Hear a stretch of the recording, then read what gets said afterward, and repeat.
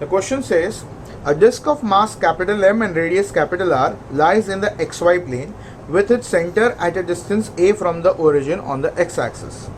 Which of the following is correct? Now, definitely we can draw the two axes on the page, which will be something like this.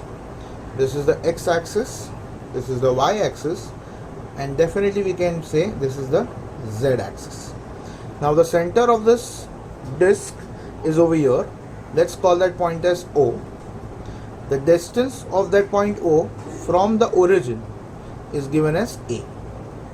Now we are supposed to find the moment of inertia about the x-axis, y-axis and z-axis to check which of the option is correct.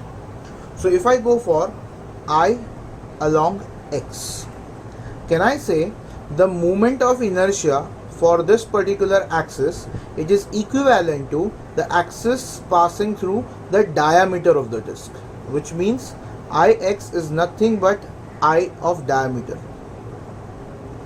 and that means it is going to be mr square by 4. First thing. Second, now we want to find Iy, the moment of inertia for this disk about this y-axis. Now to find the moment of inertia about this y-axis, we need to draw a axis parallel to the y-axis and passing through the point O. So the distance between the two parallel axes is A, and the moment of inertia for this axis, which is also the diameter of the disk, will be mr square by 4. So Iy we can find it as I of diameter plus mh square. That is the parallel axis theorem.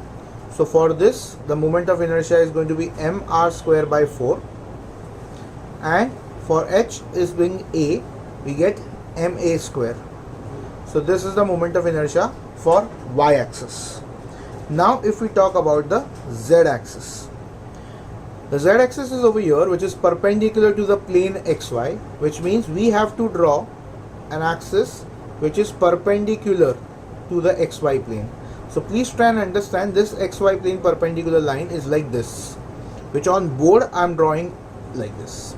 So now these two axes are parallel to each other and the distance between them is still a.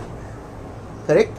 Now that means if we can find the moment of inertia about this axis for this disk, we can apply parallel axis theorem.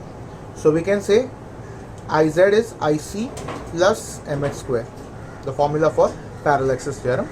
Now this axis is the axis passing through the center of the disk and it is perpendicular to the plane of the disk, which is the standard axis for the disk. And for that, the formula for moment of inertia is mr square by 2. And h, as we know, is the distance between the two axes is nothing but a. So that is going to be ma square. And so this becomes the moment of inertia for z-axis. Now if you check out the options, you get this and this both as correct, and therefore B and C both are correct.